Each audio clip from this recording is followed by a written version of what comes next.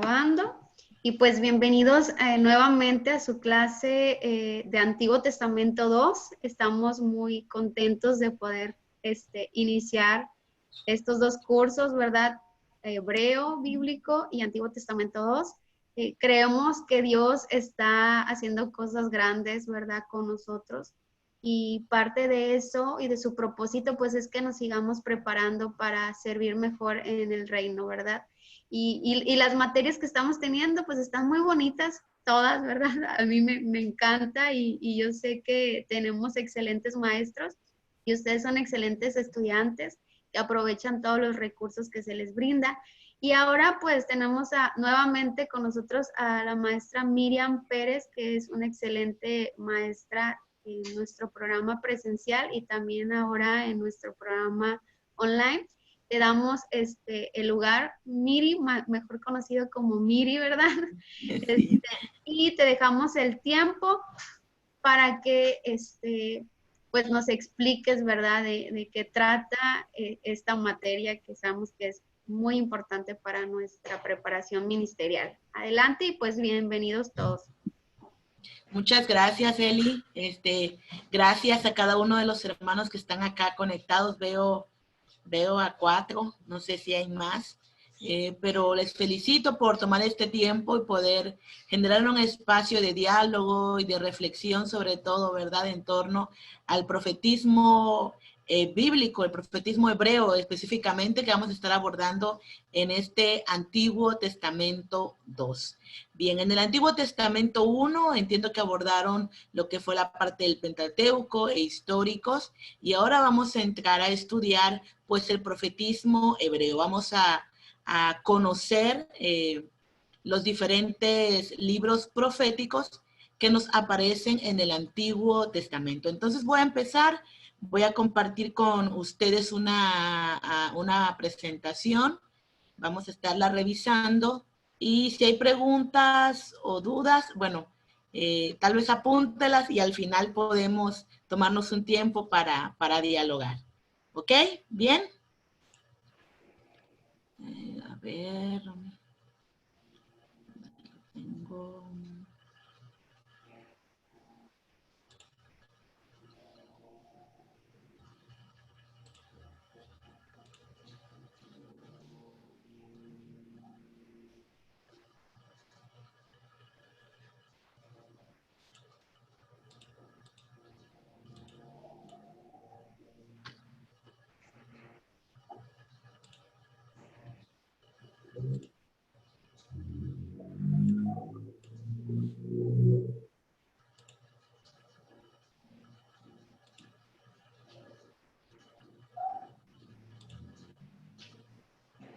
Aquí voy, tengo aquí unos leves dificultades con el internet, pero aquí vamos, mis hermanos. Como les comento, en este Antiguo Testamento número 2 vamos a estar abordando lo que es el movimiento profético en el pueblo de Israel, ¿verdad? Y vamos a hacer una evaluación muy interesante. Hay algunas preguntas que pueden surgir a raíz de conocer el profetismo hebreo, ¿verdad? Y cómo va a normarnos o nos va a dar indicaciones y directrices sobre si es posible vislumbrar el ministerio profético en la actualidad. ¿Existe hoy los profetas? ¿Hay profetismo actual hoy? ¿El profetismo actual es congruente o está conectado con los fundamentos del profetismo bíblico? Bueno, van a ser reflexiones que vamos a hacer a lo largo de todo este curso. Aquí me está cargando mi material. Y bueno, a ver.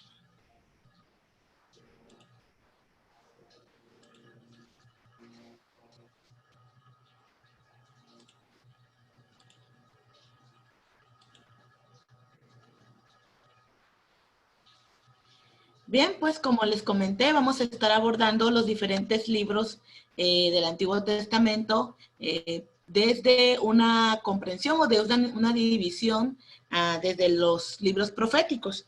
Y vamos a empezar con el punto número 1, abordando cómo vamos a conocerlos a partir de su clasificación canónica. El primero de ellos es poder revisar que en la Biblia vamos a encontrar que nosotros, nuestra división de la Biblia, tenemos, por ejemplo, Pentateuco, que corresponde, ¿verdad?, a Génesis, Éxodo, Levítico, Número, Deuteronomio. Tenemos a los libros históricos, que corresponden a Josué, Jueces, Ruth, los libros de Reyes, los libros de Crónicas, inclusive Esdras, Nehemías, y bueno, los poéticos también entran por ahí, ¿verdad?, o de sabiduría también llamados, ¿no? Salmos, Proverbios, Eclesiastés, Job. Tenemos también los libros proféticos, que bueno, ya encontramos ahí en nuestra división Isaías, Jeremías, Isaías, Jeremías, Ezequiel, Daniel, Oseas, Joel, Amós, Abdías, Jonás, Miqueas, Nahum, Habacuc, Sofonías, Ageo, Zacarías y Malaquías. Bien, pues hasta ahí, ¿verdad?, vemos toda la comprensión de los libros proféticos. Sin embargo, la Biblia hebrea, como lo vemos aquí, tiene una división diferente, por así decirlo. Vamos a encontrar en la Tanaj, como le llaman ellos, 3 divisiones: la ley, los profetas y los escritos. La ley, si ustedes han escuchado por ahí, ellos a la ley le llaman la Torá o Torah, ¿verdad? Y vamos a encontrar estos 5 libros: Génesis, Éxodo, Levítico, Número y Deuteronomio. Sin embargo, en los profetas vamos a encontrar una división diferente a la que nosotros conocemos. A ver, déjenme ver por aquí que hay algún mensaje. A ver. Oh, claro que sí. Con mucho gusto facilitamos las diapositivas. En los profetas tenemos a Josué. Si ustedes se dan cuenta, es en nuestra división canónica no aparece como profetas, sino como históricos, pero en el Tanaj ellos lo tienen como profetas. Josué, Jueces, primero y segundo libro de Samuel, primero y segundo libro de Reyes, Isaías, Jeremías, Ezequiel, y también lo que ellos llaman los 12 profetas, que aquí aparecen Oseas, Joel, Amós, Abdías, Jonás, Miqueas, Nahum, Habacuc, Sofonías, Ageo, Zacarías y Malaquías. Y la tercera división, pues son libros escritos. Y aquí vamos a encontrar a los Salmos, Proverbios, Job, Cantar de los Cantares, Ruth, Lamentaciones, Eclesiastés, Esther, Daniel, Esdras, Nehemías y primero y segundo libro de Crónicas. Si nos damos cuenta, la división de la Tanaj para la Biblia hebrea es muy diferente a la división que nosotros conocemos de la Biblia. Bien, en el caso de los profetas o de los escritos de los profetas, vamos a clasificarlos se pueden clasificar de maneras diferentes dependiendo de la línea de interés de estudio que tengamos. Y en esta división, pues podemos encontrar a los profetas, a la división textual, ¿no? Y tenemos los profetas mayores y menores. Tenemos la otra clasificación, que es histórico. Si ellos hicieron su profecía en el preexilio, durante el exilio, o fue posterior al exilio. También la otra clasificación es por el lugar donde ellos dieron su profecía. Si fue en el reino del norte, si ellos profetizaron en el reino del sur, si profetizaron en el Reino Unido, si profetizaron en Babilonia o en Jerusalén. Bueno, dependiendo del lugar donde ellos desarrollaron su profecía. También la clasificación imperial, si fue en el tiempo del imperio egipcio, asirio, babilónico o medo-persa. Y también tenemos la siguiente clasificación, que es personal. Si fue un profeta anterior, fueron profetas orales o fueron profetas escritores. Bien.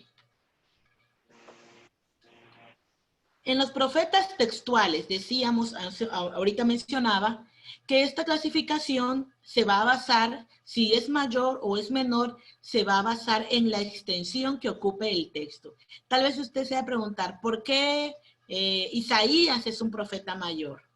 ¿Por qué Abdías es un profeta menor?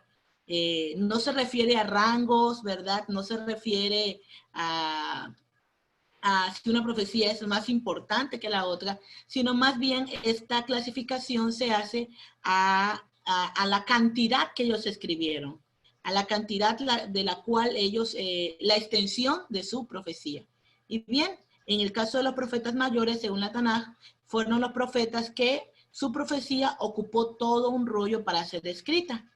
Mientras que los profetas menores, pues las 12 profecías fueron escritas en un solo rollo. Es decir, la profecía entró en un solo rollo. La histórica.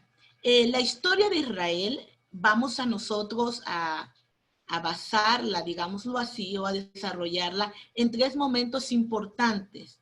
Se divide, ¿no? El preexilio, el exilio y el posexilio.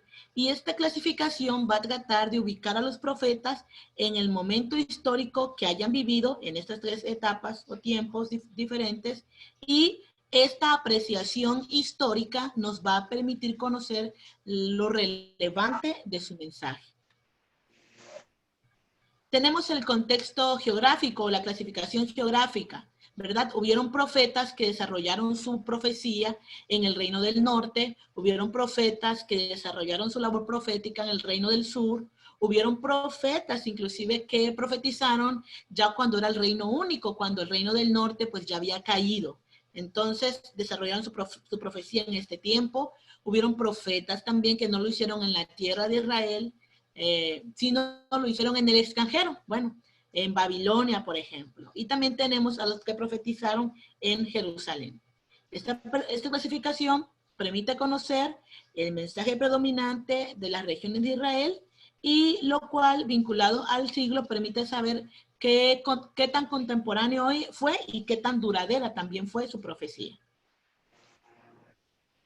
Tenemos la clasificación también imperial, como mencionaba ahorita, ¿verdad? Y esto nos ayuda a ubicar qué imperios estaban predominando, ¿verdad? En el tiempo en que la profecía fue desarrollada. Y también el momento histórico en que se encontraba Israel, referente a la historia universal o de las demás naciones, digámoslo así. Y la clasificación también de los profetas en una clasificación personal: anteriores, orales y escritores. Esta clasificación vamos a encontrarla así. Anteriores, vamos a hablar de un profetismo primitivo, donde vamos a encontrar aquí, por ejemplo, a Abraham, a María, a Moisés y a Josué, donde todavía Israel no era nación como tal, pero ya había una labor profética. Israel no era concebida todavía como una nación, no estaba sentada en un territorio propio, sin embargo ya presentaba indicios de profetismo bueno, los que aparecen aquí: Abraham, María, Moisés y Josué. Tenemos también los profetas orales, y los profetas orales son todos aquellos que tuvieron un ministerio sin la necesidad de escribir, y la mayoría de estos profetas estuvieron en la corte real, por lo que su mensaje lo dirigían al rey. Recordemos que durante este tiempo de la profecía oral, de los profetas orales, el rey, su consejero, era un profeta. El rey escuchaba o era dirigido por Dios, pero también los profetas eran escuchados por los reyes. Entonces no había necesidad de escribir como tal, sino más bien de comunicar lo que el Señor les estaba diciendo. Sin embargo, también posterior surgieron los profetas escritores. Estos profetas son aquellos que, al ver el fracaso de la monarquía, al ver que los reyes no prestaban atención a su profecía, inclusive al ver que los reyes los perseguían para matarles por causa de su profecía, ellos deciden ya no dirigirse al rey, sino ahora dirigen la profecía al pueblo. Entonces ellos, debido a esto, se ven en la necesidad de escribir, y ellos escribieron para que su mensaje fuera leído y fuera escuchado en todo lugar. Y bien, hasta aquí podemos ver las diferentes clasificaciones, como podemos nosotros apreciar el desarrollo profético de Israel, y también su clasificación canónica, cómo se encuentran comprendidos según el Tanaj. Hay que abordar también algunos conceptos claves e importantes para poder adentrarnos en el estudio del movimiento profético. Y vamos a empezar con 3 conceptos que son importantes de analizar. El primero de ellos es la profecía, el segundo es el profeta y el tercero es el profetismo. La profecía. La palabra profecía aparece en el Antiguo Testamento 75 veces en total bajo este vocablo hebreo, masá. Masá significa poner o una carga o imputar una carga.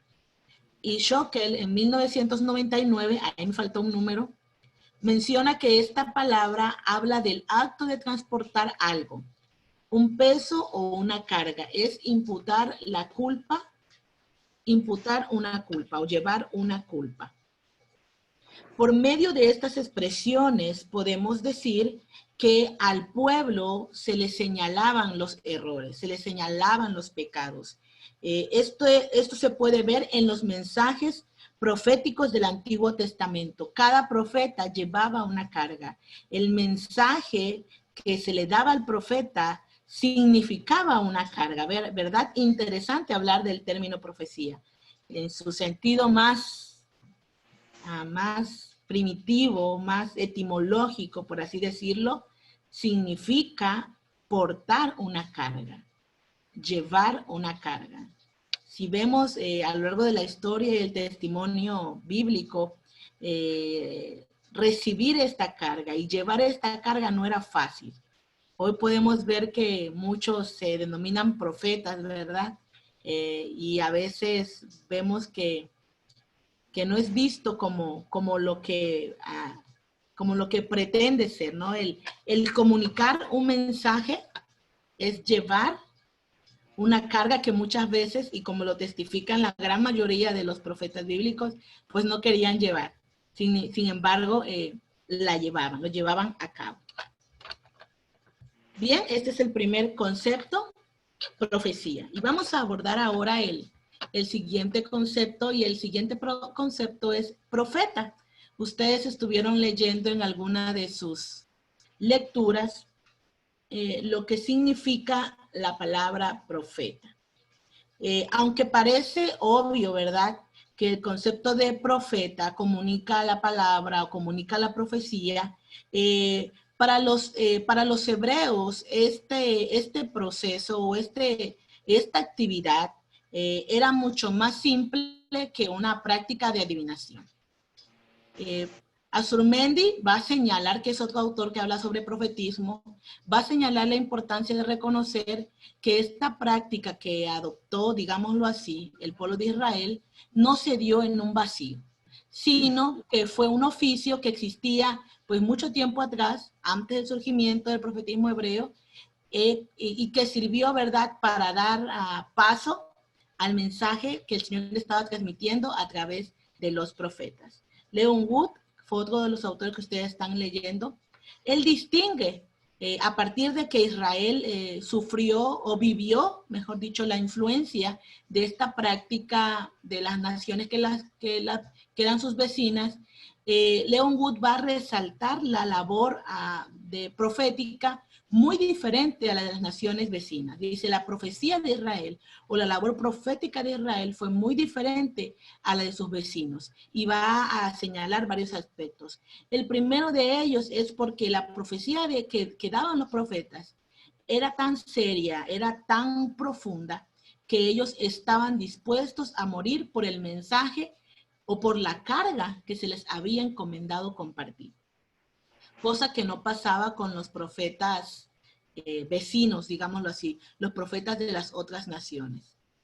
Número 2, la profecía que van a mencionar los profetas de Israel van a hablar de un deterioro social y moral. Si algo van a señalar los profetas de Israel es la situación de pecado, la realidad del pecado, que no solamente vive el pueblo, sino que vive también, en muchos sentidos, va a señalarlo también el sacerdocio y también la monarquía. Entonces, el mensaje del profeta no era un mensaje fácil, era un mensaje duro. Sin embargo, era lo que ellos estaban llamados a comunicar.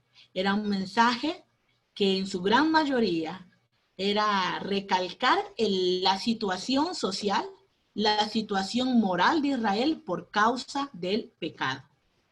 Y número 3, La profecía hebrea no va a recurrir a la hechicería ni a la magia. Si inclusive leemos algunos libros, algunos capítulos de Deuteronomio, vamos a ver cómo el Señor señala fuertemente a Israel sobre la práctica del agorero y la práctica de la adivinación. Israel no incorpora estos elementos del oficio, por así lo queremos decir, a la práctica profética. Por lo tanto, la profecía de Israel va a demostrar una profunda comunión con Dios.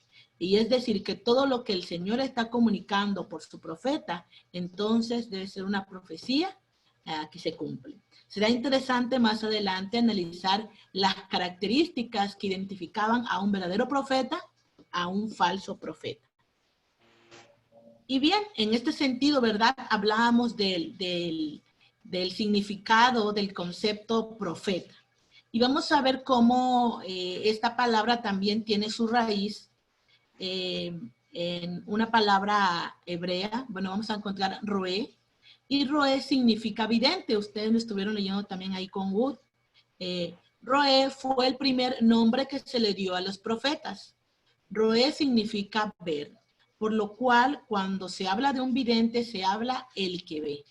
Este término quedó en desuso por un nuevo concepto, Navi, el que habla en lugar de, y eso lo vamos a retomar un poquito más abajo.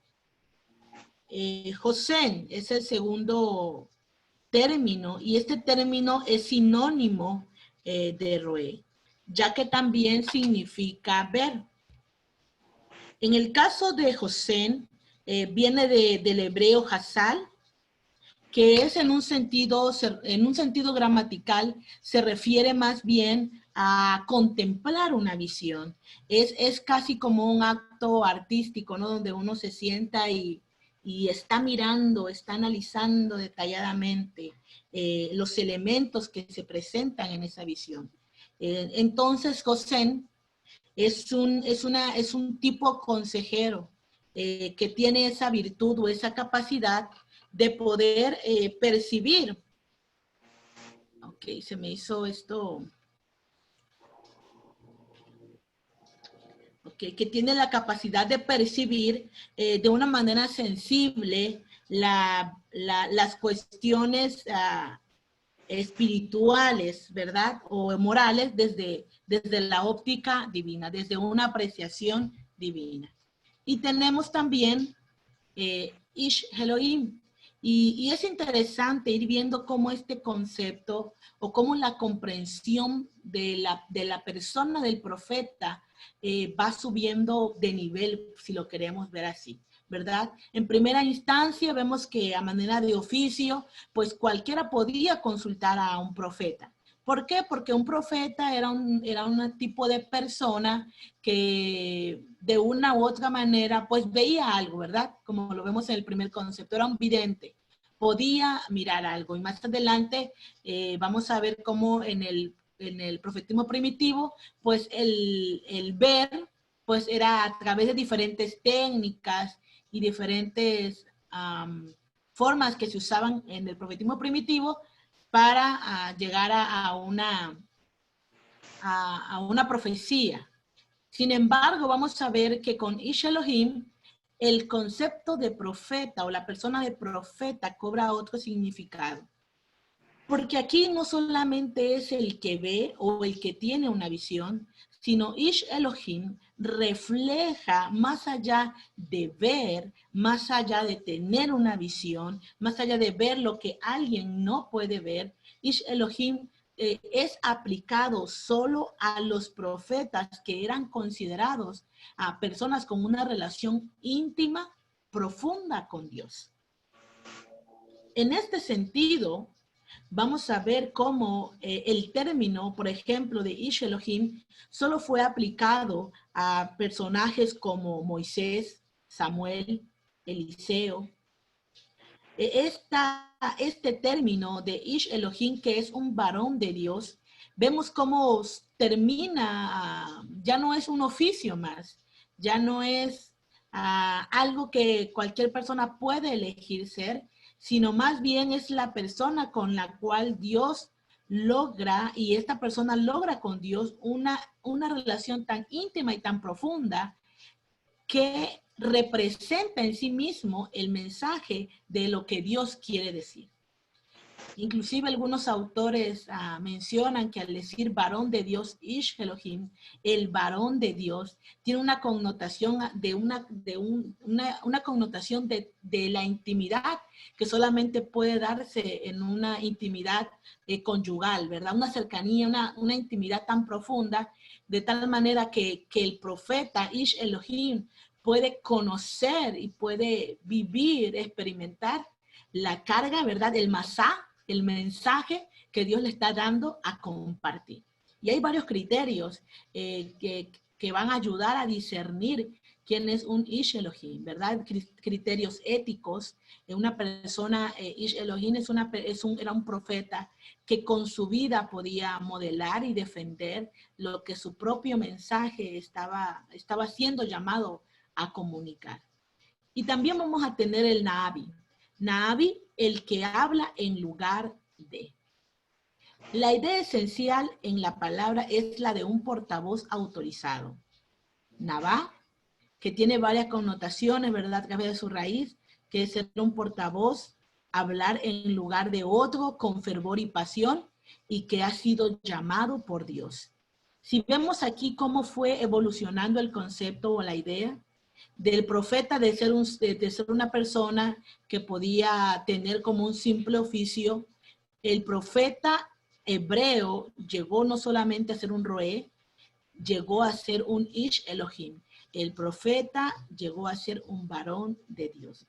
Qué privilegio de esta persona, pero qué responsabilidad también de ser la voz de Dios, de ser la palabra de Dios, en un contexto de pecado y de denuncia, como fue la carga que recurrentemente se le dio a la labor profética. Y es entonces que vamos a abordar el tercer concepto, que es el profetismo. En el profetismo, nosotros tenemos que reconocer que los profetas sí anunciaron el futuro, pero lo que anunciaron no era nuestro futuro, sino el futuro inmediato de Israel, Judá y otras naciones a su alrededor. Muchas veces cuando vamos a la profecía bíblica, queremos encontrar nuestra historia, queremos leer para nuestro tiempo. Sin embargo, tenemos que entender que el profeta no está hablando para nuestro tiempo. El profeta estaba viendo su realidad. El profeta estaba leyendo su historia, interpretando su historia. Y a través de la interpretación del contexto histórico en el cual estaba viviendo, entonces emitía su profecía. Por lo tanto, la profecía se va a referir primero a un acontecimiento oral, que va a buscar interpretar la historia de Israel desde la visión de la participación y presencia de Dios entre su pueblo. La labor del profeta entonces consistirá en comunicar la visión que tiene Dios de la historia y de la realidad que el pueblo de Israel está viviendo. Bien, pues estos son los tres elementos importantes, ¿verdad?, para poder comenzar a abordar lo que es el profetismo hebreo. Vamos ahora a entrar a una cuestión de cronología para que sepamos cómo vamos a estar estudiando el profetismo hebreo en este curso. Y vamos a ver que en el pueblo, en la historia de Israel, vamos a tener tres movimientos proféticos. El primer movimiento profético va a ser el movimiento primitivo. Este movimiento primitivo poseía las características del éxtasis y la permanencia en los lugares de culto, ¿verdad? Fueron los primeros amaneceres del profetismo en el pueblo de Israel, expresado a través de los primeros profetas, como los mirábamos ahí, ¿verdad? Ejemplo de Moisés, ejemplo de María, ¿verdad? Tenemos el siguiente movimiento, que es el movimiento clásico. Y este movimiento surge con un llamado a la fidelidad a Jehová y se opone a las prácticas cananeas. Tenemos también el tercer movimiento profético, ¿verdad? Que es el de restauración. Y aquí se va a presentar a Dios como el Señor de la historia y por lo tanto la guía de un futuro esperanzador. Recurrentemente esta profecía tenía que ver con la restauración de Israel a partir de su exilio. ¿Cómo podemos hablar del desarrollo histórico de Israel? Bueno, aquí podemos tener, si ustedes observan, como un mapeo a gran escala de la historia de Israel. La conquista, ¿verdad? Cuando reciben la tierra, cuando llegan a Canaán, toman la tierra, el tiempo de los jueces, bueno, no hay jueces, no hay reyes todavía, sin embargo, el pueblo es ordenado, es administrado, digámoslo así, por los jueces. Empieza el tiempo de la monarquía. En el tiempo de la monarquía, bueno, sufre la división del reino. El reino del norte cae a mano de los asirios y posteriormente cae el reino del sur a mano de los babilónicos y viene el periodo del exilio, ¿verdad? Después, en este tiempo que cae el reino del sur, viene lo que es el reino único, viene el exilio y posteriormente el posexilio. Si vemos a modo de flecha como lo vemos ahí, pues esa sería en 5 momentos o en 5 etapas la historia de Israel. Para tener un acercamiento de la cronología de los profetas, vamos a ir por acá, ¿verdad? Tenemos a los profetas orales. Recordemos que los profetas orales fueron aquellos que no escribieron. Fueron profetas que solamente expresaron verbalmente o oralmente su profecía. Encontramos a María, a Débora, a un profeta anónimo que se menciona en Jueces, ¿verdad? No aparece su nombre, pero sí se menciona un profeta. Tenemos también aquí, ¿verdad? En la escuela de los profetas, para que veamos que también era como un tipo de oficio donde había escuela y se les enseñaba, como nos los menciona en primer libro de Samuel y bueno, ahí en segundo libro de Reyes. Tenemos aquí a Samuel también. Samuel, recordemos que fue el profeta de la transición. Él era juez, sacerdote y profeta. Y más adelante vamos a revisar un poquito sobre Samuel. Aquí también tenemos a otros profetas, Ahías, ¿verdad? Pues que fueron también profetas orales en el tiempo de la monarquía, en Primera de Reyes, un varón de Dios, que sí lo menciona también la Biblia, no nos dice nombre, pero ahí aparece otro viejo profeta, un viejo profeta en Primera de Reyes, en primer libro de Reyes, ¿verdad? Que son profetas orales. Si nos damos cuenta, nosotros regularmente hemos definido la labor profética para los profetas escritores. Sin embargo, pues hubo actividad profética antes de los profetas escritores. Tenemos también a Jaziel, a Eliezer, a otro profeta que nos marcan en Primera de Reyes, a un hijo de los profetas, y también tenemos a estos profetas que tuvieron en el tiempo del reinado de David y Salomón. ¿Como quién? Bueno, como Gad, como Natán, ¿verdad? Natán yo creo que es de los profetas orales que conocemos un poco más por la historia de David y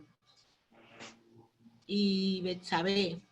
Tenemos también aquí a Sadoc, otro profeta. Tenemos a Hermán. Y bueno, posteriormente en el reino, en el tiempo del reino dividido, vamos a tener a Ido, Semaías, Azarías, Ananí, Jehú, Micaías, Zacarías y otro profeta más. Bien, a partir de entonces, ¿verdad? Comentaba hace un momento que llegó un momento en que los profetas ya no eran profetas de la corte, porque estando en la corte, pues buscaban para matarlos. El profeta tuvo que desarrollar otra forma de hacer su labor profética, y es así como aparecen los profetas escritores. Y en los profetas escritores, bueno, ya vamos a empezar a encontrar, aquí si observamos en este mapa, acá abajo, vamos a encontrar su orden cronológico, ¿verdad? Cerca del 850 a.C. empieza Abdías a profetizar. Joel posteriormente, después profetiza a Jonás. Él no lo hizo ni en el sur ni en el norte, pero también en este año se data más o menos su profecía. Y ahí secuencialmente aparece Amós, Oseas, Isaías.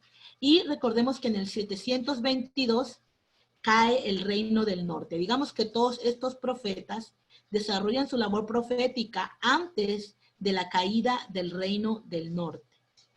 Posteriormente, la labor profética continúa y vamos a ver a Nahum, a Sofonías y a Habacuc, inclusive a Jeremías y también parte de su profecía de Ezequiel en la caída del reino del sur, que es alrededor del 586, cuando el reino del sur cae a mano de los babilónicos. Y posteriormente los profetas de la restauración, que encontramos, ¿verdad?, a Ageo, Zacarías y Malaquías. Bien, si nos damos cuenta, aquí tenemos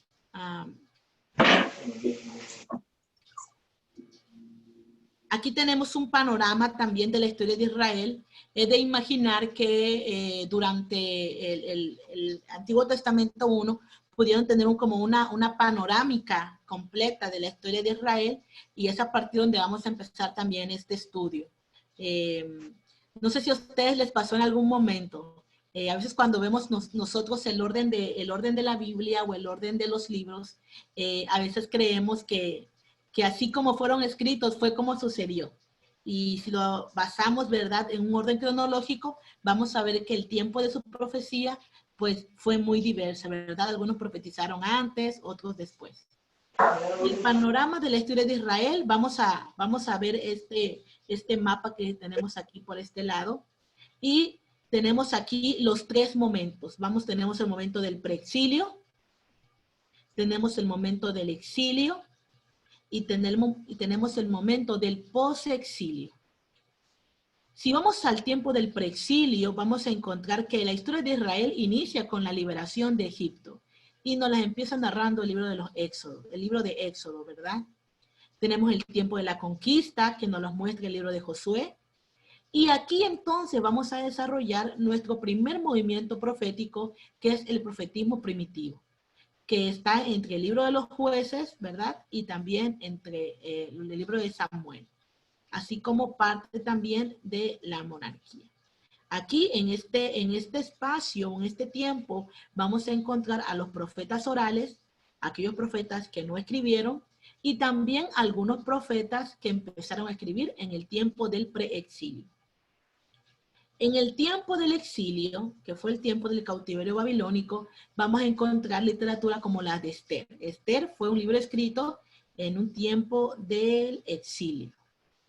Y tenemos también en el tiempo del posexilio, que es en el retorno, cuando Israel regresa nuevamente, vamos a encontrar a los profetas de la restauración. Y vamos a encontrar ahí, ¿verdad?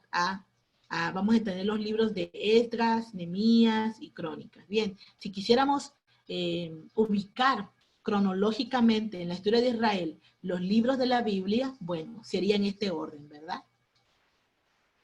Ok. Ya que hemos revisado un poco sobre la cronología o la historia de Israel a partir de sus etapas y cómo los profetas fueron apareciendo a partir de su tiempo, vamos a entrar ahora al profetismo primitivo. Como bien ustedes estuvieron leyendo durante esta semana con Leon Wood, él va a hablar que la práctica profeta de Israel no inició en Israel, sino que tuvo sus primeros acontecimientos en el mundo de las naciones cercanas a la tierra prometida.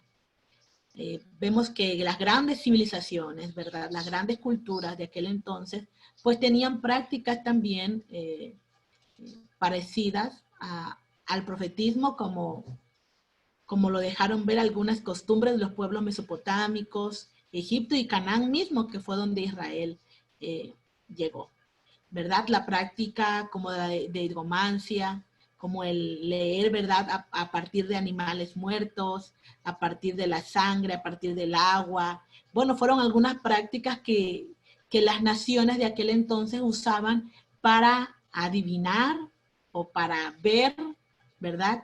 Desarrollar su profetismo como un oficio. Y bien, dichas prácticas de estas naciones vecinas se cerraban por lo general a la adivinación. Es decir, no había una certeza de que lo que estuvieran diciendo pues fuera realmente verídico. Era más bien a la suerte, a que saliera positivo o realmente se cumpliera lo que ellos estaban adivinando a través de estas distintas prácticas. Bien, la historia de Israel, ¿verdad? A partir de esta influencia, vamos a ver que hay una posible cronología, ¿verdad? Vamos a ubicar a Abraham. Israel no nació en el vacío, Israel no nació en el abismo. Israel tiene todo un bagaje, ¿verdad? De influencia cultural, de prácticas, de costumbres, de tradiciones que vinieron arrastrando durante todo su peregrinaje, durante todo el contacto que tuvieron con otras naciones, ¿verdad? Empezando con Abraham, él ya venía de un contexto, venía de una realidad social, de ciertos conocimientos de prácticas también. Tenemos a Israel, ¿verdad? Cuando llega a Egipto, cerca del año 1876 a.C., pasan 400 años en Egipto, ¿verdad? Su éxodo es en el 1446 más o menos. Y bueno, a partir de ahí surgen las 12 tribus y las divisiones de las tribus y los jueces también. Y posteriormente tenemos, ¿verdad?, el inicio de la monarquía con Saúl. Volvemos a decir, bueno, hay toda una historia en Israel, hay un cúmulo de experiencias, de contacto, de influencias que ha vivido a lo largo, pues, de estos cientos de años y que se hacen presente y evidente ahora en su forma de hacer y desarrollar su labor profética. ¿Cuáles eran las características de este profetismo primitivo? Bueno, en las características vamos a encontrar que tenían una especie de éxtasis emocional que contagiaban, ¿verdad? Parecía como que entraban en trance, parecía como que empezaban a recibir la profecía o el mensaje, pues debido, ¿verdad?, a lo carismático que era, a lo visible que era el movimiento o lo visible corporalmente de la profecía. Al parecer, unos babeaban o echaban espuma por la boca, les llamaban locos a los profetas, se movían en grupos y regularmente siempre estaban en los lugares de culto. Estamos hablando ahora de las características del profetismo primitivo. Sin embargo, en este sentido, J. Martínez dice que aunque la compañía de profetas, ¿verdad?, es parte del profetismo primitivo, se debe aceptar que más allá del éxtasis, o sea, más allá de todas las manifestaciones que los profetas primitivos manifestaban, lo que daba por aceptación ante los hebreos de esta labor profética eran los milagros que realizaban. Y un claro ejemplo del profetismo primitivo lo encontramos en Elías y Eliseo. Eran los profetas del fuego, eran los profetas de lo carismático, eran los profetas de lo sobrenatural. Y lo vemos, ¿verdad?, en sus diferentes labores proféticas. Por ello, no hay por qué no admitir que factores ambientales como la música podían favorecer la capacidad receptiva del profeta para captar el mensaje divino. Sin embargo, la actuación profética era carismática, no era ritualista. Era carismática porque se debía a un impulso sobrenatural, a un impulso divino. Por lo tanto, Von Rapp dice que no es posible que un movimiento tan grande como el profetismo hebreo, por lo tanto, venga de una sola raíz. Entonces, vamos a ver cómo en el profetismo primitivo se manifestaban todavía ciertas formas de expresar, ¿verdad?, la profecía, combinado a la vez con la cantidad de milagros y de señales que hicieron los profetas en el profetismo primitivo. Y mencionábamos a Samuel, ¿verdad? Decíamos que Samuel es uno de los representantes más significativos también del profetismo primitivo. Samuel es un personaje único en el Antiguo Testamento después de Moisés. Samuel significa, tiene que ver con un nombre de Dios o un nombre divino. Y si nos damos cuenta, la labor de Moisés, de Samuel, perdón, es una triple labor. Él fue profeta, él fue sacerdote y él fue juez de Israel al mismo tiempo. Fue el eje de la transición de los tiempos de los jueces y que dio paso a la monarquía. Hay una palabra muy, muy preciosa que Dios le da a Samuel, ¿verdad? Cuando va y le dice a Dios que el pueblo le está pidiendo rey. Y Dios le dice a Samuel, no te están despreciando a ti, me están despreciando a mí. Y eso va a ser un mensaje que va a retumbar a lo largo de toda la labor profética. Samuel apareció cuando no había rey sobre Israel. Y como jueces lo menciona, cada quien hacía lo que bien le parecía. Es decir, vivían en una sociedad relativista, nada parecida a la actual, ¿verdad? Entonces, cada quien hacía lo que bien le parecía. En este tiempo, pues Israel era gobernado, administrada por jueces. Apareció en un tiempo cuando Israel no tenía un líder moral que los guiara. No había una visión de futuro. Recordemos que en este tiempo también había pasado un periodo difícil el pueblo de Israel cuando se robaron el arca, cuando Elí y sus hijos traían problemas, ¿verdad?, con el sacerdocio. Y bueno, Dios levanta a Samuel en un tiempo donde hay problemas, ¿verdad? El arca de Dios anda en todos lados, hasta con los filisteos fue a parar. Samuel funge o tiene un papel significativo en la historia de Israel para dar visión, dirección y ser un líder moral en un tiempo difícil. Samuel fue llamado cuando era joven, precisamente, ¿verdad?, para iniciar, como la historia nos los relata, esta etapa de transición, ¿verdad?, del gobierno teocrático ahora a la monarquía. Como sacerdote sucesor de Elí, Samuel demostró que aunque el arca no estuviera con ellos, Dios sí. Recordemos que el arca se va, ¿verdad? El arca se la llevan con los filisteos. Y bueno, Dios demuestra que a pesar de eso, Dios no estaba en el arca. Dios no solo estaba en el arca, Dios estaba con Israel. Él fue quien hizo la transición de gobierno. Él es quien unge a Saúl como el primer rey de Israel. Y lo cual, bueno, miramos que en la historia dice que esto declara la guerra contra los filisteos. Y también Samuel es quien unge a David como sucesor de Saúl. Samuel, como juez, fue el último y le tocó vivir en una época donde Israel era asediada y atacada continuamente por los filisteos. Y le tocó lidiar con dos ideas en el pueblo. Seguir siendo tribus, porque recordemos que el pueblo estaba organizado por tribus en el tiempo de los jueces. Sin embargo, ahora iba a dar paso a una monarquía. Y esta, a grandes rasgos, y lo que ustedes leyeron también en la lectura, tiene que ver con la trascendencia del papel de Samuel en su labor de sacerdote, juez y profeta para Israel. El otro representante del profetismo primitivo, pues es Elías. Su nombre significa Jehová es Dios. Probablemente Elías era de la aldea de Tisbet en Galilea. Y como el testimonio bíblico nos dice, él predijo una sequía como castigo por la idolatría de Israel. Durante esta sequía, Elías fue alimentado por cuervos en el arroyo de Querib. Y en un desafío en el monte Carmelo, el profeta demostró que Jehová es Dios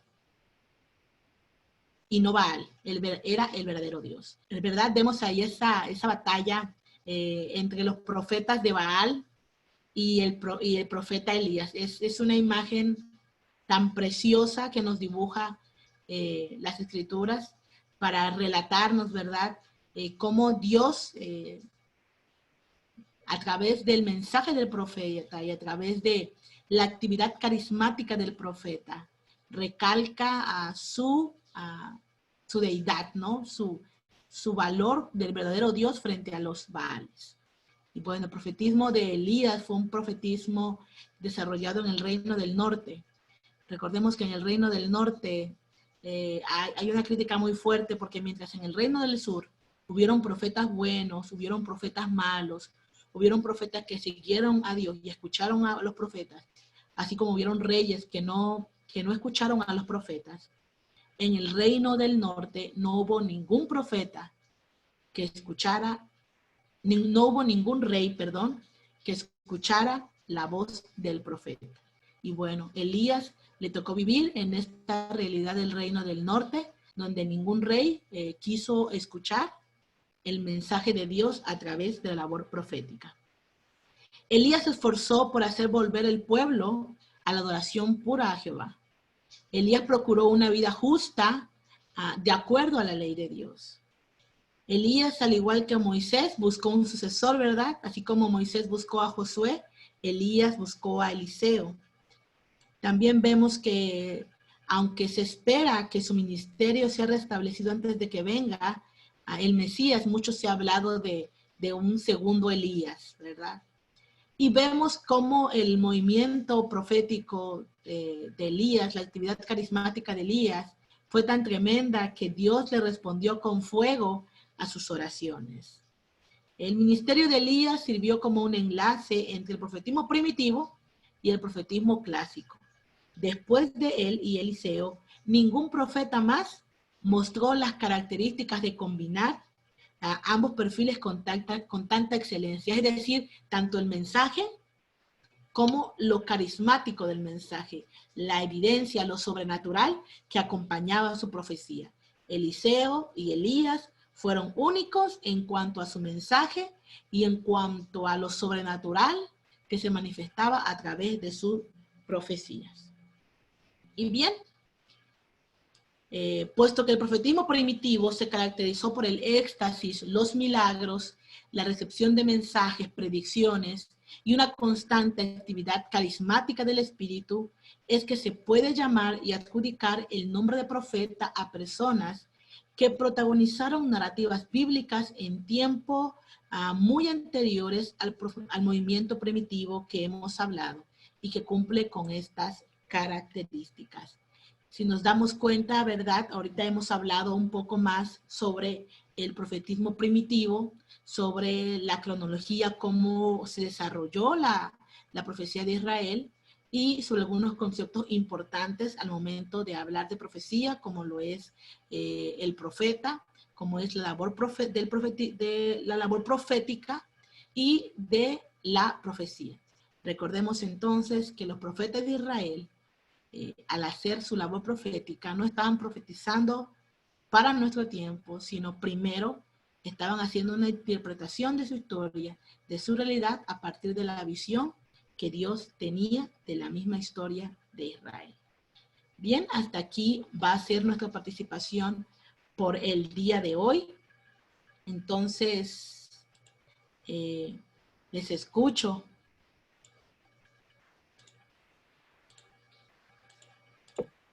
Ana Miriam, buenas tardes. Buenas tardes, hermano. Dios le bendiga, mi nombre es José Elías. ¿Sí me escucha? Sí, sí. Ok. Un gusto el poder conocerla, ya la tuve en otra materia. El profetismo hoy en día aquí en México, acá por donde yo vivo, es algo que está tomando mucho realce. Y en la Iglesia de Dios tenemos mucha precaución de eso. Esta materia creo que nos va a ayudar a entender un poco el profetismo, pero a la vez también tener cierta precaución en lo que es la profecía. ¿Sí lo entiendo? O no sé qué me pueda decir. Claro que sí. Como les comenté al inicio, una de las cosas importantes para evaluar la, la labor profética, así lo queremos ver en nuestros tiempos, es ver qué tan apegada está a los criterios de la profecía bíblica, de la profecía hebrea. Más adelante vamos a estar abordando algunos criterios que van a ser importantes para discernir la profecía y si un profeta es falso o es un profeta verdadero. Por ahí les voy a compartir alguna lectura para que ustedes puedan evaluar esos aspectos que hoy vemos. Mencionaban hoy todos quieren ser profeta y qué cosas no, porque según nos los deja ver el profetismo hebreo, ser profeta no fue nada fácil. Nadie quería ser profeta. La labor profética era muy solitaria. La labor profética era muy perseguida porque el profeta decía lo que nadie quería escuchar. En una sociedad de pecado, en una sociedad corrompida, en una sociedad que conocía a Dios pero que le faltaba a Dios, la voz del profeta era la que nadie quería escuchar. Entonces, a raíz de esto, será interesante entonces evaluar la profecía actual. Gracias, hermana Miriam. Gracias, bendiciones. Bendiciones, mi hermano.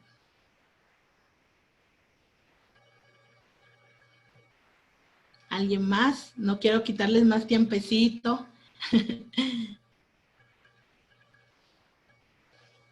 ¿Estamos todos por hoy?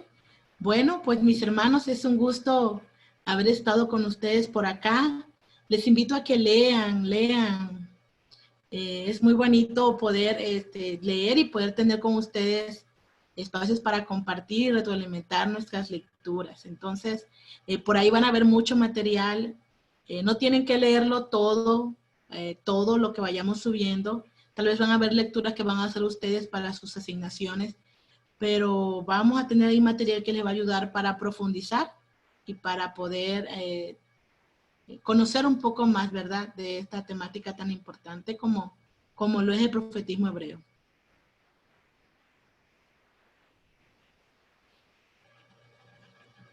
Pues yo creo que sería todo.